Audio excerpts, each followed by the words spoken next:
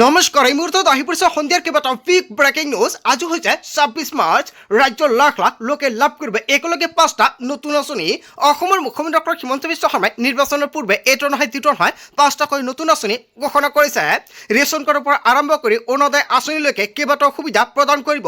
যদি আপোনাৰ অৰুণোদয় আঁচনিত নাম আছে ১২৫০ টকা নহয় অৰুণোদয় আঁচনিৰ টকা বৃদ্ধি কৰিব। ৰেচন কাৰ্ড থাকিলে ১ এপ্ৰিলৰ পৰা নতুন নিয়মেৰে সংগ্ৰহ কৰিব লাগিব ৰেচন। যদি আপুনি চৰকাৰী কৰৰ বাবে আবেদন কৰিছে চৰকাৰী কৰৰ প্ৰথম কিছু টকা ৰিলিজ কৰা হ'ব একাউণ্টত। আত্মীয় গোটৰ প্ৰতিজন মহিলাৰ বেংক একাউণ্টত ২৫,০০০ টকা প্ৰদান কৰিব। কেৱল এয়াই নহয় কেইবাটাও আঁচনি উল্লেখ কৰিছে অসমৰ মুখ্যমন্ত্ৰী ডক্টৰ হিমন্ত বিশ্ব শৰ্মাই। লগতে কেইবাটাও ৰাজনৈতিক খবৰৰ লগতে অৰাজনৈতিক খবৰ যুগুত কৰা হৈছে আজিৰ দিনটোত। গোটেই অসম তথা ভাৰতৰ বিভিন্ন প্ৰান্তৰ পৰা যুগুত হৈছে কেইবাটাও ডাঙৰ খবৰ। এনেবোৰ খবৰ নিতৌ পাই থাকিবলৈ চেনেলটি ছাবস্ক্ৰাইব কৰি ভিডিঅ'ত এটা লাইক কৰিবলৈ নাপাহৰিব। আজিৰ আমাৰ প্ৰথম খুবেই গুৰুত্বপূৰ্ণ খবৰ হৈছে অসমবাসীৰ বাবে এটা ডাঙৰ খবৰ। ৰেচন কাৰ্ডৰ লাখ লাখ হিতাধিকাৰীৰ বাবে কেইবাটাও বৃহৎ সুবিধা। মুখ্যমন্ত্ৰী হিমন্ত বিশ্ব শৰ্মা চৰকাৰে দিছে ৰেচন কাৰ্ড অৰুণোদয় চৰকাৰী কৰ আয়ুষ্মান স্বাস্থ্য বীমাৰ বৃহৎ সুবিধা। আপোনালোকে এইকেইটা আঁচনি সুবিধা পাইছেনে? যদি আপোনালোকে পোৱা নাই তেন্তে আপোনাৰ বাবে অত্যন্ত ভাল খবৰ আহি পৰিছে। ৰেচন কাৰ্ড থাকিলে লাভ কৰিব অৰুণোদয় আঁচনি। যিসকল হিতাধিকাৰীৰ নাম অৰুণোদয় আঁচনিত অন্তৰ্ভুক্ত হোৱা নাই নতুনকৈ ১৫ লাখ মহিলাই লাভ কৰিব অৰুণোদয় আঁচনি। পুনৰ হিমন্ত বিশ্ব শৰ্মা মুখ্যমন্ত্ৰী হ'লে অৰুণোদয় আঁচনিৰ টকা প্ৰদান কৰিব। অৰুণোদয় আঁচনি ১২৫০ টকা নহয় অৰুণোদয় আঁচনিৰ টকা বৃদ্ধি কৰা হ'ব পুনৰ হিমন্ত বিশ্ব শৰ্মা মুখ্যমন্ত্ৰী হ'লে এইকেইটা সুবিধা প্ৰদান কৰা হ'ব। আপোনাৰ গাঁও অঞ্চলত যদি অৰুণোদয় আঁচনি পোৱা নাই তেন্তে ভাল খবৰ। ৰেচন কাৰ্ড থাকিলে লাভ কৰিব চৰকাৰী কৰ। যিসকলে হিতাধিকাৰীয়ে চৰকাৰী কৰৰ বাবে জিঅ'ৰিং কৰিছে চৰকাৰী কৰৰ প্ৰথম কিছু টকা ৰিলিজ কৰিব। পুনৰ হিমন্ত বিশ্ব শৰ্মা চৰকাৰ হ'লে চৰকাৰী কৰৰ টকা প্ৰদান কৰা হ'ব। অসমৰ মুখ্যমন্ত্ৰী ডক্টৰ হিমন্ত বিশ্ব শৰ্মাই নিৰ্বাচনৰ পূৰ্বে বৃহৎ মন্তব্য কৰিছে। ৰেচন কাৰ্ড থাকিলে লাভ কৰিব আয়ুষ্মান অসমৰ অধীনত বিনামূলীয়া চিকিৎসা সেৱা। ৰেচন কাৰ্ড থাকিলে লাভ কৰিব ৫ লাখ টকাৰ স্বাস্থ্য বীমা। ৰেচন কাৰ্ড থাকিলে প্ৰয়োজন নহ'ব চৰকাৰী প্ৰমাণপত্ৰ। ৰেচন কাৰ্ড থাকিলে প্ৰতিটো পৰিয়ালে লাভ কৰিব ৩৫ কেজিকৈ চাউল। যদি আপোনাৰ ৰেচন কাৰ্ড আছে ১ এপ্ৰিলৰ পৰা নতুন নিয়মেৰে সংগ্ৰহ কৰিব লাগিব ৰেচন, অন্যথা আপোনালোকে কিন্তু ৰেচন নাপাব। ৰেচনৰ চাউলৰ লগতে চেনি দালি নিমখ আপুনি লাভ কৰিব। আৰু পুনৰ হিমন্ত বিশ্ব শৰ্মা মুখ্যমন্ত্ৰী হ'লে এইকেইবিধ সামগ্ৰী সম্পূৰ্ণ বিনামূলীয়াকৈ লাভ কৰিব। ১০০ টকাও দিব নালাগে। লগতে আপোনাক প্ৰদান কৰা হ'ব ১ কেজিকৈ মিঠাতেল আৰু প্ৰদান কৰা হ'ব ৮০ কিলোকৈ চাহপাত। বজাৰৰ দৰতকৈ বহু কম দামতে লাভ কৰিব ৰাজযুক্ত ৰেচন। অন্তোদয় অন্ন যোজনাৰ অধীনত প্ৰতিটো পৰিয়ালে লাভ কৰিব ৩৫ কেজিকৈ চাউল। অগ্ৰাধিকাৰপ্ৰাপ্ত পৰিয়ালে প্ৰতিগৰাকী সদস্যই প্ৰতি মাহতে লাভ কৰিব ৫ কিলোকৈ চাউল। ৰেচনৰ সামগ্ৰী নাপালে আপোনালোকে দিব পাৰিব অভিযোগ। ইয়াৰ বাবে হেল্পলাইন নম্বৰ মুকলি কৰা হৈছে। হেল্পলাইন নম্বৰটো হৈছে 180034536111। এইটো নম্বৰ ছেভ কৰি ৰাখক আপোনাৰ মোবাইল ফোনত। যদি আপোনাৰ ৰেচন কাৰ্ড আছে ১ এপ্ৰিলৰ পৰা নতুন নিয়মেৰে সংগ্ৰহ কৰিব লাগিব ৰেচন। তাৰপিছত অসমবাসীৰ ৰাজক জনাইছে আমাৰ পৰৱৰ্তী খুবেই গুৰুত্বপূৰ্ণ খবৰ। লগতে এটা ডাঙৰ খবৰ, নতুনকৈ ৰাজ্যৰ ৫ লাখ বিঘা ভূমিত চলিব উচ্ছেদ অভিযান। মাতাপুৰৰ পৰা প্ৰতিটো কৰ ভূমি কাঢ়ি অনা হ'ব। অসমৰ মুখ্যমন্ত্ৰী ডক্টৰ হিমন্ত বিশ্ব শৰ্মাই নিৰ্বাচনৰ পূৰ্বে কেইবাটাও বৃহৎ মন্তব্য কৰিছে। হাত ভৰি ভাঙিলেও এইবাৰ কামিহাৰ ভাঙি দিয়া হ'ব। ৫ বছৰত বেদখলকাৰী মিয়া মাতাপুৰৰ কামিহাৰ ভাঙি দিয়া হ'ব। চহৰত থকা মাতাপুৰৰ ভূমি চহৰত দুখীয়াক দিয়া হ'ব। অবৈধ মিয়াৰ কামিহাৰ ভাঙি নিদিয়ালৈকে চলিব উচ্ছেদ অভিযান। এতিয়াও ৰাজ্যৰ ৫০ লাখ বিঘা ভূমি বেদখলমুক্তৰ কবলত। আৰু মাতাপুৰৰ হাতত এটুকুৰা ভূমি থাকিবলৈ দিয়া নহ'ব। উচ্ছেদ কৰি ভূমিহীন দুখীয়াক প্ৰদান কৰা হ'ব ভূমি। নিৰ্বাচনৰ পাছতে ৰাজ্যজুৰি চলিব সৰ্ববৃহৎ উচ্ছেদ অভিযান। অবৈধ মিয়া মাতাপুৰক সক্য নিদিলে অসমৰ মুখ্যমন্ত্ৰী ডক্টৰ হিমন্ত বিশ্ব শৰ্মাই অসমৰ মুখ্যমন্ত্ৰী ডক্টৰ হিমন্ত বিশ্ব শৰ্মাই মাতাপুৰক লৈ যিটো সকিনো প্ৰদান কৰিছে জনতাই কি ক'ব। যদি জনতাৰ কিবা মন্তব্য কৰিব লগা থাকে আপোনালোকৰ মন্তব্যটো নিশ্চয় কমেণ্ট কৰি জনাই দিব। তাৰপিছত অসমবাসীৰ ৰাজক জনাইছে আমাৰ পৰৱৰ্তী খুবেই গুৰুত্বপূৰ্ণ খবৰ। লগতে এটা ডাঙৰ খবৰ, উজনিত পুনৰ চলিব মিয়া বিৰোধী আন্দোলন। ইন্নুছ তামুলীৰ পিঠি বহল কৰি দিম বুলি থমক জিতু বৰুৱাৰ। প্ৰয়োজন হ'লে মিয়া প্ৰেমিকক ৰাজপথত কাণত ধৰে আঁঠু কৰোৱাম। মিয়াক লৈ বৰ অসম কৰা ব্যক্তিৰ পিঠি বহল কৰা উচিত, এনেকুৱাকৈ বৃহৎ মন্তব্য কৰিছে। এইখন শংকৰ মাধৱৰ দেশ, আজান নচলিব ইয়াত। উজনিত অসমীয়াৰ প্ৰভুত্ব চলিব কেৱল।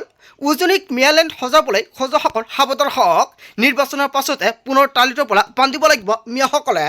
নিজকে অসম সজোৱা মিয়াই ক্ষমা খোজক, অন্যথা পৰিস্থিতি বিষমৰ পৰা বিষম হ'ব। ইন্নুছ তামুলীক পুনৰবাৰ সক্য নিদিলে জাতীয় সংগ্ৰামী সেনা অসমে। উজনিত পুনৰ চলিব মিয়া বিৰোধী আন্দোলন। এটা বিগ ব্ৰেকিং নিউজ আহি পৰিছে।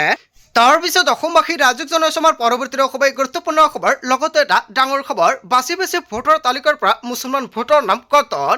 একেলগে এটা বুথৰ সকলো মুছলমানৰ নাম কৰ্তন কৰা হৈছে ভোটৰ তালিকাৰ পৰা। নিৰ্বাচনৰ পূৰ্বে ভোটাৰ তালিকাত নাম নেদেখিলে ভোটাৰৰ হাহাকাৰ। বিয়ালুসহ বুথৰ সকলো মুছলমান ভোটৰ নাম কৰ্তন কৰা হৈছে। কৰ্তন বিয়ালু মহম্মদ হাফিউল আলমৰ নাম হয় এটা বিগ ব্ৰেকিং নিউজ আহি পৰিছে। বুথটোত থকা প্ৰায় ৩৪০গৰাকী মুছলমান ভোটৰ নাম কৰ্তন কৰা হ'ল। যোগ্যতা পৰীক্ষা বিচাৰাধীন থাকোঁতে কৰ্তন সকলো ভোটৰ নাম। পশ্চিমবংগৰ বাছিৰহাট সমষ্টিৰ এক বুথত এই ঘটনা সংঘটিত হৈছে। মুছলমান ভোটৰ নাম কৰ্তনৰ পাছতে হাহাকাৰ লাগিছে ৰাজ্যত।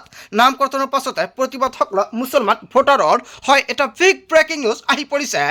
তাৰ পিছত অসমবাসী ৰাইজক জনাইছো আমাৰ পৰৱৰ্তী খুবেই গুৰুত্বপূৰ্ণ খবৰ। লগতে এটা ডাঙৰ খবৰ, গৌৰৱে ভাল পোৱা মিয়াৰ ৰঙা চকুমৈ কাঢ়ি আনিম। পুনৰ অসমৰ মুখ্যমন্ত্ৰী ডক্টৰ হিমন্ত বিশ্ব শৰ্মাই সোনকাৰ দিছে। গৌৰৱ গগৈ যিসকল মিয়াক ভাল পায় সকলোৱে চকু কাঢ়ি আনিব অসমৰ মুখ্যমন্ত্ৰী ডক্টৰ হিমন্ত বিশ্ব শৰ্মাই। মুখ্যমন্ত্ৰী ডক্টৰ হিমন্ত বিশ্ব শৰ্মাৰ ৰঙা চকু। গৌৰৱ গগৈক থিয় সকলো দিলে অসমৰ মুখ্যমন্ত্ৰী ডক্টৰ হিমন্ত বিশ্ব শৰ্মাই। কংগ্ৰেছৰ দাদাগিৰি আৰু অসমত নচলিব। গৌৰৱ গগৈৰ দলে বাংলাদেশীৰ ৰক্ষকৰ ভূমিকা পালন কৰিছে।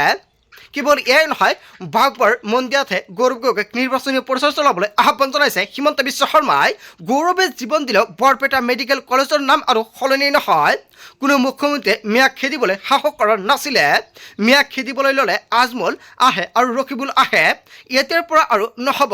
বেদখলকাৰী মিয়াক দেখিলেই খেদা হ'ব, এনেকুৱাকৈ মুখ্যমন্ত্ৰী ডক্টৰ হিমন্ত বিশ্ব শৰ্মাই মন্তব্য কৰিছে।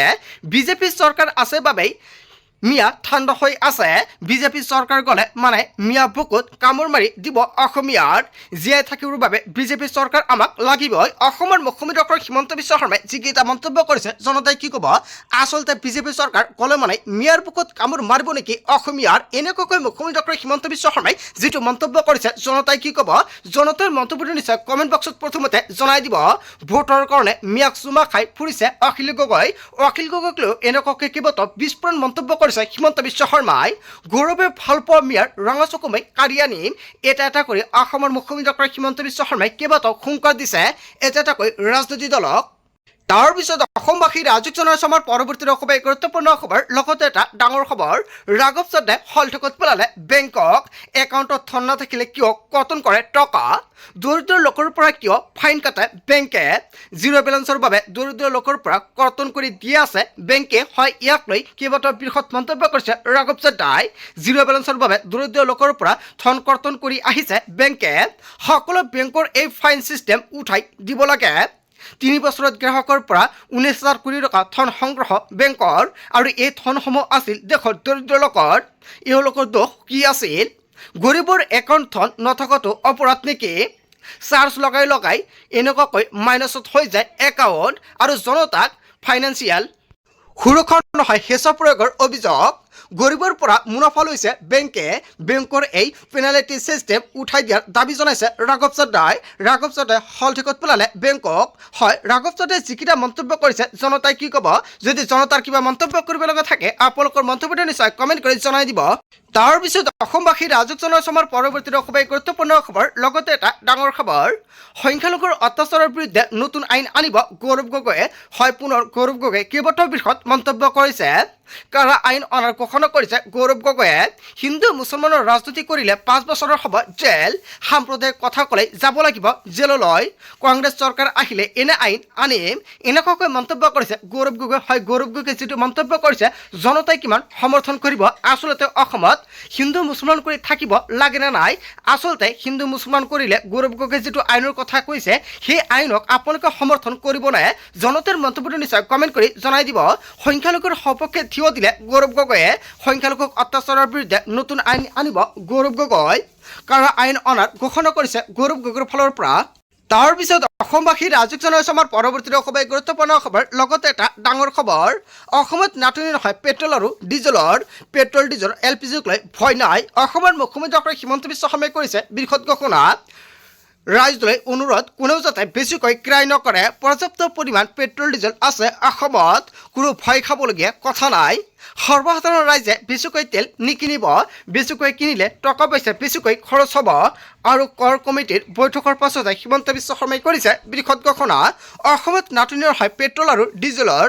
তাৰ পিছত অসমবাসী ৰাইজক জনাইছো আমাৰ পৰৱৰ্তী খবৰ গুৰুত্বপূৰ্ণ খবৰ লগতে এটা ডাঙৰ খবৰ অসমত ঘূৰাই দিয়ক সংখ্যালঘুৰ অধিকাৰকাৰীলে হেঙাৰ হৈ থিয় দিব বাসেনাই বাসেনাৰ ফালৰ পৰা বৃহৎ মন্তব্য কৰিছে নিৰ্বাচনৰ পূৰ্বে প্ৰস্তুতি চলাইছে বাসেনাই লাচিত আৰু বাক হাজৰিকাৰ পৰা নোহোৱা হ'ল ভাগ আৰু বাসেনাৰ প্ৰস্তুত সংখ্যালঘু বিৰোধীক বেটা দিবলৈ আমাৰ পূৰ্বপুৰুষ আহোম নিজ পূৰ্বপুৰুষ আহোম বুলি মানিলে ইউনুছ তামুলীয়ে কেইবাটাও বৃহৎ মন্তব্য কৰিছে সংখ্যালঘুৰ মুখ বন্ধ কৰিব নোৱাৰে চৰকাৰে বাসেনাৰ কণ্ঠ পাৱত গজা দল সংগঠনে ৰুদ্ধ কৰিব নোৱাৰে নামনিৰ মানুহ কিয় শিৱসাগৰলৈ যাব নোৱাৰিব অসমত ইয়াৰ কি পৰিৱেশৰ সৃষ্টি হৈছে শিৱসাগৰত বহুত পাবত গজা সেনা আছে আৰু সেই সেনাই নিৰ্ধাৰণ কৰিব নেকি কোনে যাব কোনে নাযাব ধৰ্মৰ দৃষ্টিকোণেৰে বাংলাদেশী সজানে বাসেনাই দিব উত্তৰ অসমত ঘূৰাই দিয়ক সংখ্যালঘুৰ অধিকাৰ এনেকুৱাকৈ বৃহৎ মন্তব্য কৰিছে ইউনুছ তামুলীয়ে হয় ইউনুছ তামুলীৰ ফালৰ পৰা যিকেইটা মন্তব্য কৰা হৈছে আপুনি কি ক'ব তাৰ পিছত অসমবাসী ৰাইজক জনাইছো আমাৰ পৰৱৰ্তী খবৰ গুৰুত্বপূৰ্ণ খবৰ লগতে এটা ডাঙৰ খবৰ নিশা 10 বজালৈকেহে খোলা থাকিব পেট্ৰল পাম্প পুৱা 8 বজাৰ পৰা খোলা থাকিব পেট্ৰল পাম্প সংকটকালীন পৰিস্থিতি আৰম্ভ হ'ল নেকি দেশত তেল শোধনাগাৰে বান্ধি দিলে লিমিট এনআৰএল পেট্ৰল পাম্পৰ ষ্ট'ৰ লিমিট 40,000 লিটাৰ আৰু petrol store limit 20,000 litre premium petrol store limit 20,000 litre আৰু 30,000 লিটাৰৰ ওপৰত বন্ধ কৰি দিয়া হৈছে যোগান পূৰ্বতকৈ 50% কমাই দিয়া হৈছে যোগান পূৰ্বত দৈনিক 2খন টেংকাৰ আহিছিল আৰু এতিয়া দুদিনত মাত্ৰ আহে এখন টেংকাৰ আৰু নিশা 10 বজালৈকে খোলা থাকিব পেট্ৰল পাম্প হয় এটা বিগ ব্ৰেকিং নিউজ আহি পৰিছে 10 বজাৰ পিছত কিন্তু আপোনালোকে পেট্ৰল নাপাব বন্ধু বান্ধৱীসকল আজিৰ মূল ভিডিঅ'খনত আপোনালোকক এইখিনি সুৰক্ষিতমান ইনফৰমেশ্যন দিবলগীয়া আছিলে ভিডিঅ'টি ভাল লাগিলে লাইক কমেণ্ট শ্বেয়াৰ কৰক চ' থেংক ইউ ফৰ ৱাচিং ফুল ভিডিঅ'